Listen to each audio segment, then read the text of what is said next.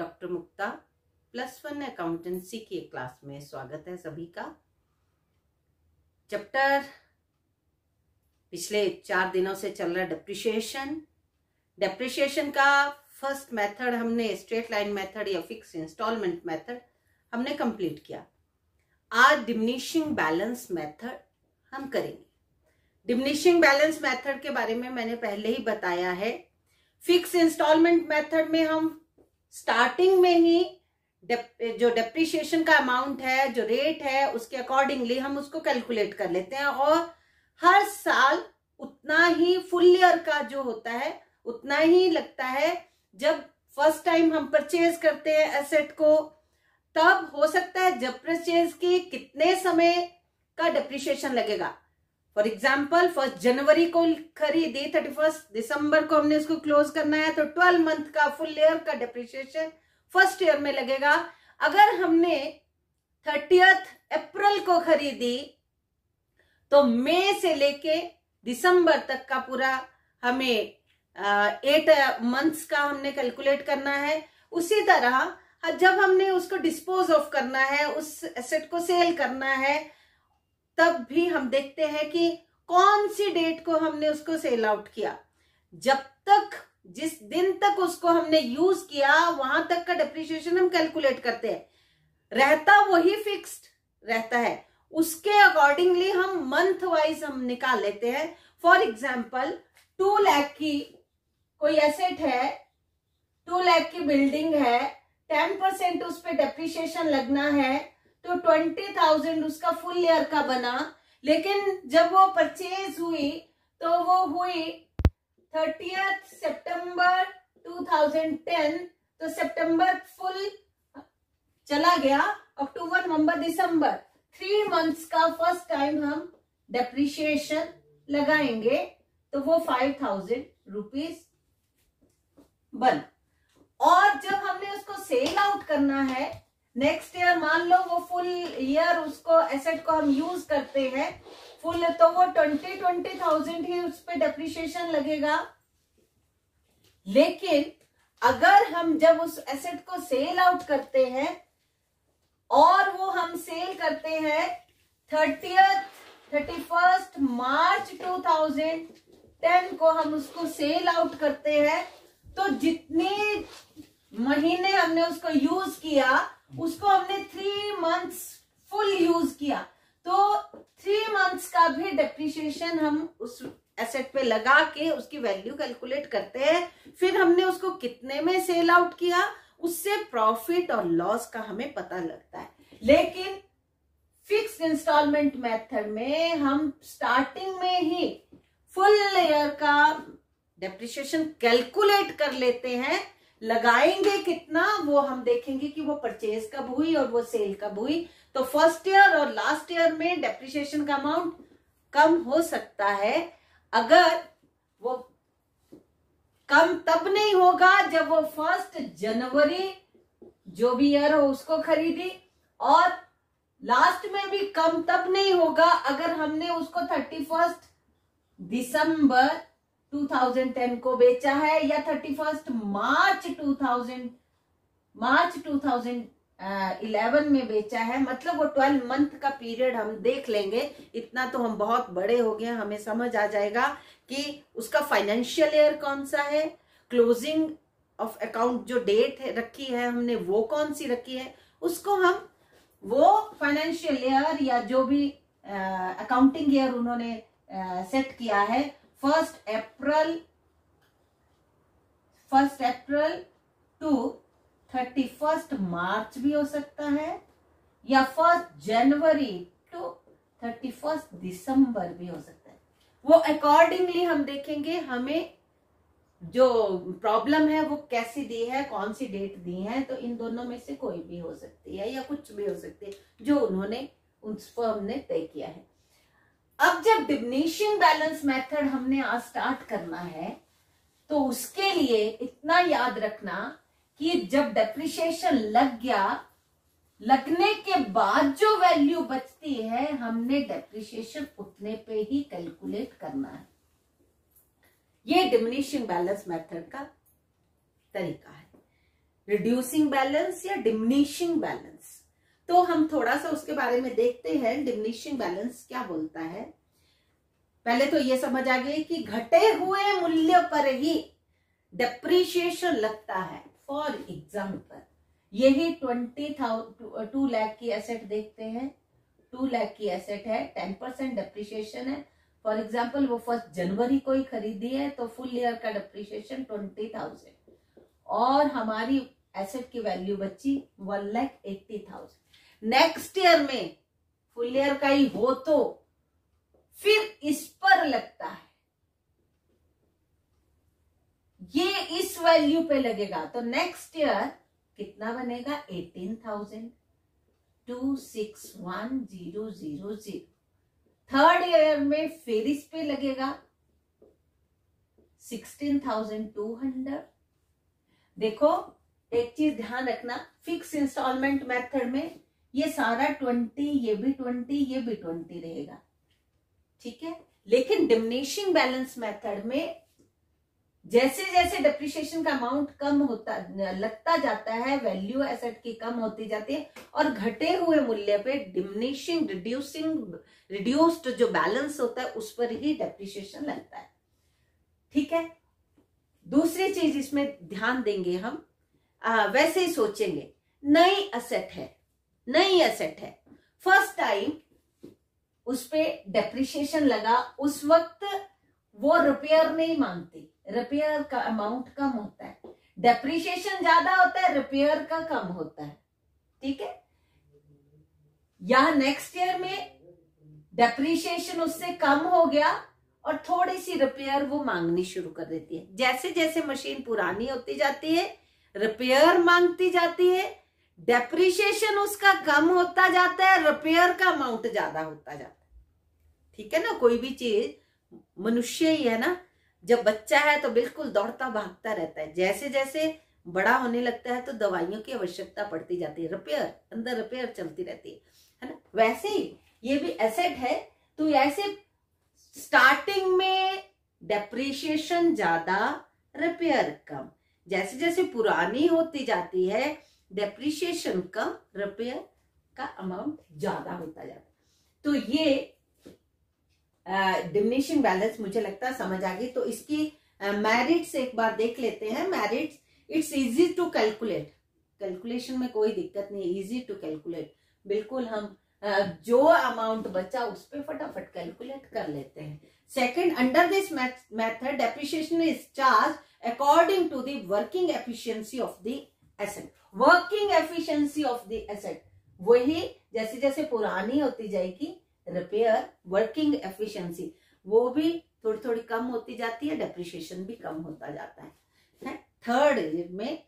Third जो उसमें है मेरिट है, under this method depreciation and repair have the equal effect on profit and loss in starting year. Depreciation is more and repair is less, later on depreciation decreases while repair increases। Profit and loss account में बोलते equal उसका effect होता है, starting में depreciation ज्यादा, repair कम, फिर repair ज्यादा, depreciation कम, तो इक्वल उसका इफेक्ट कोई वो रहता है। Income tax act also recognises this method, income tax act भी इसी मेथड को रिकॉग्नाइज करता है। और fifth one is, under this method the scrap value of an asset is never zero। मैंने एक जो फिक्स इंस्टॉलमेंट मेथड था उसमें हमने क्या देखा, cost minus scrap upon life of asset, ये डेप्रिसिएशन कैलकुलेट करने का तरीका था। इसमें हम क्या करते हैं, हम देखते हैं कि एक टाइम ऐसा आता है फिक्स इंस्टॉलमेंट की, उसकी लाइफ उसकी वैल्यू 0 हो जाती है। एसेट की वैल्यू जैसे 1 लाख है, 10,000 10 ईयर्स के लिए वो 0 हो जाएगी। लेकिन डिमिनिशिंग बैलेंस मेथड में एसेट की value, the scrap value of an asset is never 0, वो कभी 0 नहीं होती। तो ये एक डिफरेंस है। और दूसरी बात, जब आपको डिमिनिशिंग बैलेंस मेथड में स्क्रैप वैल्यू भी दी हो तो उसको कॉस्ट से हम लेस नहीं करते। इतना ध्यान रखना है। डीमेरिट्स भी देख लेते हैं थोड़ा सा। Under this method interest on investment, for example interest on amount invested to purchase an asset is not taken into account. इसमें क्या होता है, इंटरेस्ट ऑन इन्वेस्टमेंट मतलब जब हम इन्वेस्ट करते हैं तो इंटरेस्ट ऑन अमाउंट इन्वेस्टेड, जो हम एसेट को परचेज करने के लिए जो हमारा उस पे इंटरेस्ट लगता है उसको हम एक आधा क्वेश्चन करते हैं, फिर हम एडिशनल मशीनरी जब परचेज करते हैं उसको भी थोड़ा सा देखेंगे, और लास्टली हम परचेज, एडिशनल परचेज और सेल ऑफ एसेट जैसे हमने कल किया था। तरीका बिल्कुल वही है, सिर्फ डेप्रिसिएशन लगाने का स्टाइल जरा आपको देखना पड़ेगा कि कैसे। अभी देखते हैं question number diminishing balance method में क्वेश्चन नंबर, चलो हम करते हैं, कौन सा करें, 6B कर लेते हैं। चलो, on 1st January 2006 Verma Agrofab purchased a plant for ₹70,000 and spent ₹10,000 on its installation. It is estimated that residual value of this plant at the end of its working life of 10 years will be 15,000. Prepare plant account for 4 years, charging depreciation at the rate of 10% per annum on diminishing balance method. Diminishing balance method से question करना है। ये plant and machinery account बनाया, 4 years का बनाना है। इसमें जो scrap value दी है उसको लेस, डिमिनिशिंग बैलेंस में उसको लेस नहीं करते हैं, क्योंकि स्क्रैप वैल्यू उसकी जो एसेट की जो स्क्रैप वैल्यू का जो वो रहता है, अमाउंट होता है, वैल्यू रहती है, वो कभी भी जीरो नहीं होती। इसलिए स्क्रैप वैल्यू दी भी होगी तो माइनस नहीं करना। ये उसकी कॉस्ट है, ये उसके इरेक्शन चार्जेस हैं, इंस्टॉलेशन चार्जेस आई थिंक। तो ये टोटल उसकी वैल्यू बनी, उसकी कॉस्ट आई 80,000। फर्स्ट ईयर में डेप्रिसिएशन 10%, 8,000 ये 72,000 की बच गई। नेक्स्ट ईयर में फिर डेप्रिसिएशन 10% लगा, 7,200, उसकी वैल्यू 64,800 रहेगी। थर्ड ईयर में 64,800 को बैलेंस लेके आए, डेप्रिसिएशन 6,480 हो गया, बैलेंस एसेट बच गई 58,320। फिर लेके आए इसको स्टार्टिंग में ओपनिंग बैलेंस, उसके बाद फिर डेप्रिसिएशन लगा 5,832 रुपीज। तो at the end of fourth year the value of asset we have calculated this 52,488 rupees. यही इस क्वेश्चन का सॉल्यूशन है। तो इसमें ज्यादा कैलकुलेशन नहीं थी, सिंपल सा था। नेक्स्ट क्वेश्चन ऐसा पकड़ते हैं जहां पे न्यू एसेट भी कोई परचेज की हो। Question number 6D, question number 6D question है,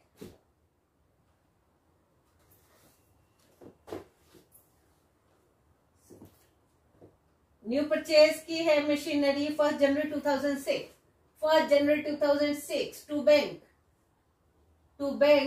20,000, ठीक है। और रेट ऑफ डेप्रिसिएशन है 20%, और अकाउंट क्लोज करने हैं हमने 31 दिसंबर को ही करने हैं, कुछ लिखा नहीं है तो जनवरी टू दिसंबर हम लगा लेते हैं। 31 दिसंबर 2006 बाय डेप्रिसिएशन 20% है, 20% बना 4,000।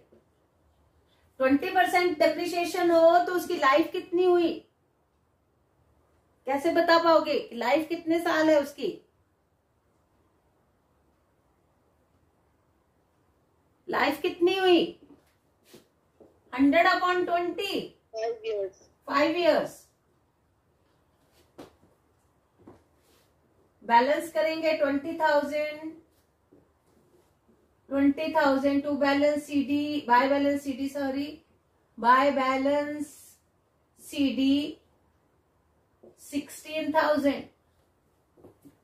For January 2007 to balance BD 16,000. और न्यू मशीनरी भी परचेज किया उन्होंने 1 जुलाई 2007. 1 July 2007 to bank. Amount is 10,000. 10,000. 31st December 2007. By depreciation 1 and 2. Diminishing balance है 20% इस पे लगाना है. कितना बना 3200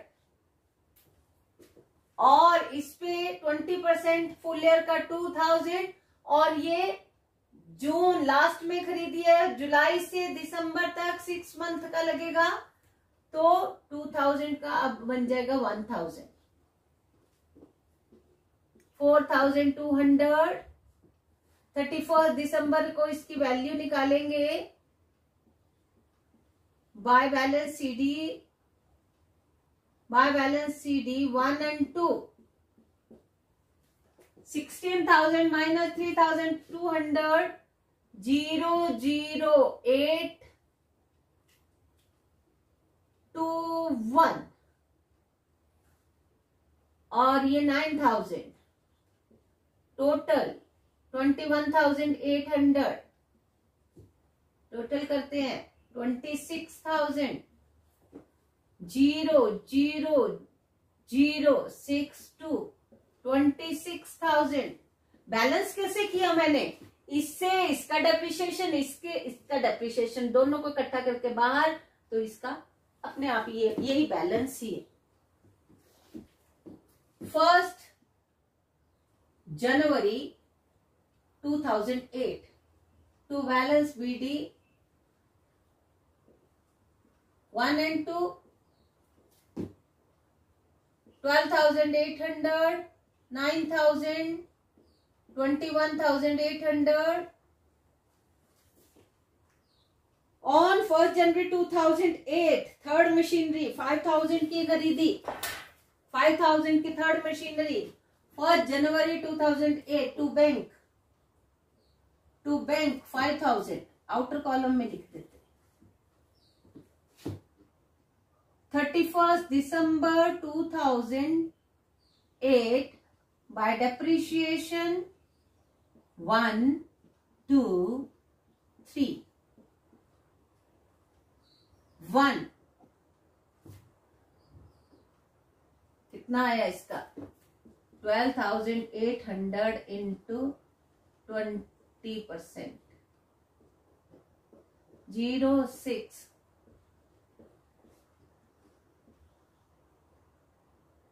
2,560 9,000 पे 20% 1,800 एंड 5,000 पे फुल ईयर का है. फुल ईयर का है. 1 जनवरी को उसको खरीदा है तो 1,000 0,635. 31st December 2008 को वैल्यू निकालेंगे. By balance CD 1 2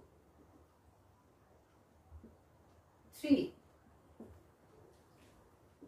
12,800 minus 2,560 0,4201 10,240.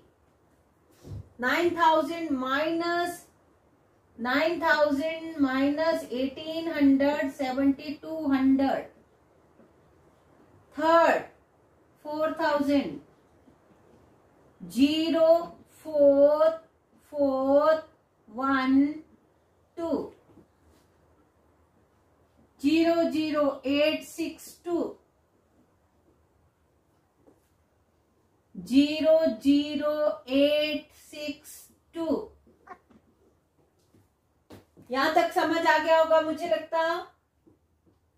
कितने इयर्स का बनाना है, कितने टाइम का बनाना है हमने? ये बना 3 इयर्स का, 4th ईयर। 1 जनवरी 2009 to balance BD 1, 2 and 3 21 sorry 10,000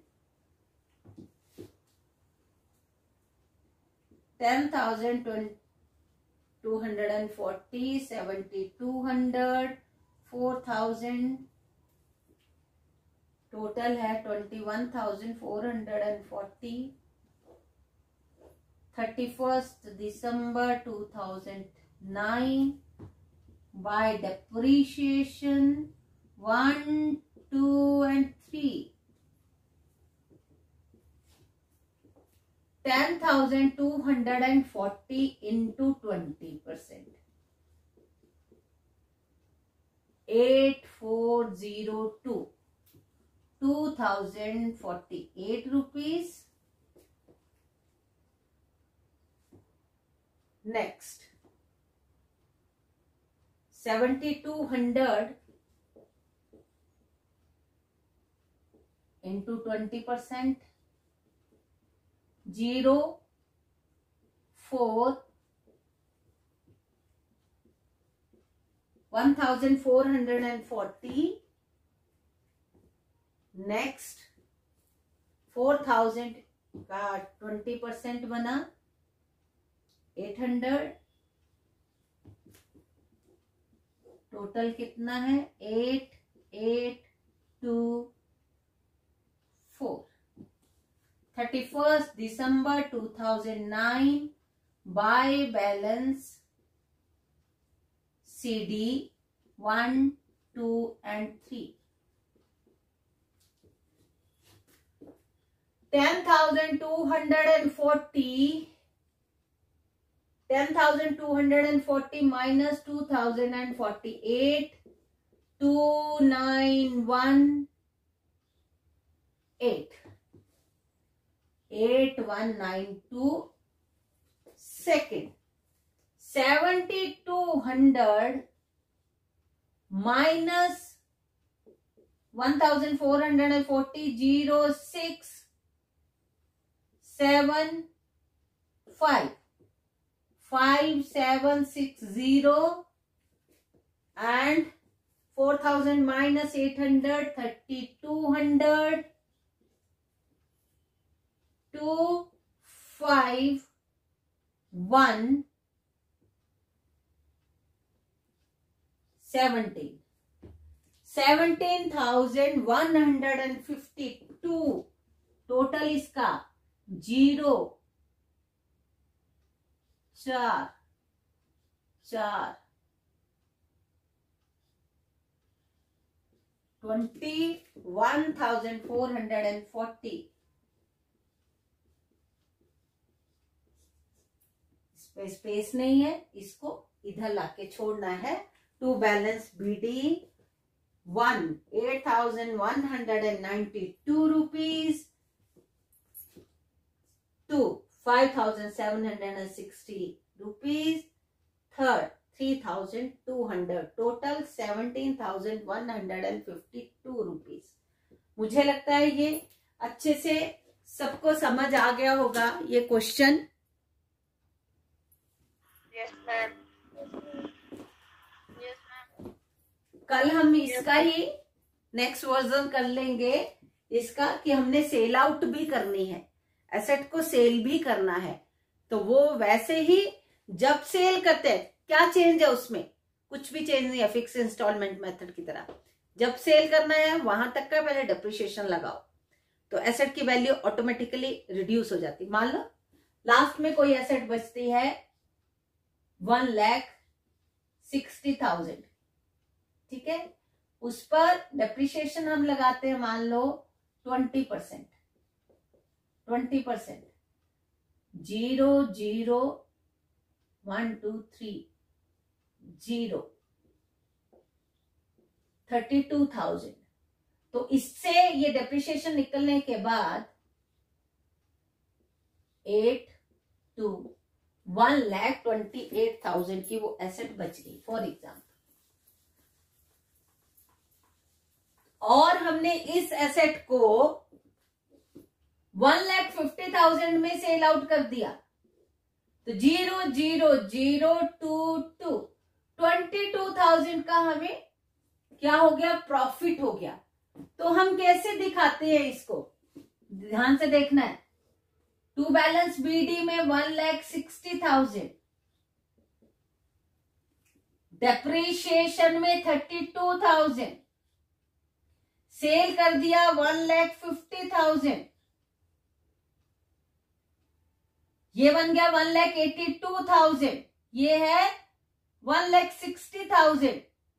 debit must be equal to, इस मशीन का पूरा हिसाब किताब कर रहे हैं ना, थी वो 1,60,000 की, उस पर डेप्रिसिएशन भी लगा तो वो रहेगी 1,28,000 की। हमने 1,50,000 में उसको सेल कर दिया तो हमें हो गया to profit on sale of 22,000। तो ये देखो वह बैलेंस करके 1,82,000, 1,82,000। जब प्रॉफिट में बिके तो उसकी जो वैल्यू है उसके नीचे to profit on sale of asset आ जाएगा, और इधर डेप्रिसिएशन और जितने में वो सेल आउट हुई। अगर ये लॉस पे जाती, मान लो ये 20,000 में बिक गई, 1,20,000 में सेल आउट हुई, पहले मैंने बताया 1,50,000 में सेल आउट हुई तो हमें 20,000 का प्रॉफिट आया, तो प्रॉफिट डेबिट साइड में आ गया। ये प्रॉफिट एंड लॉस अकाउंट की डेबिट साइड में आया प्रॉफिट। अगर प्रॉफिट और लॉस अकाउंट नहीं, पर कौन सी, मशीनरी अकाउंट की, मशीनरी अकाउंट है, मशीनरी अकाउंट।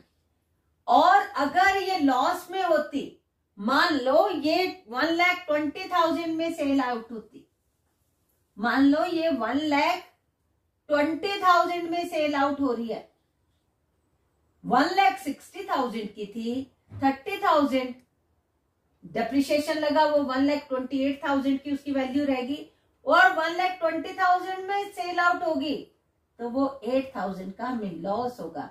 तो हम मशीनरी अकाउंट के इधर लिखेंगे by loss on sale of machinery 8,000।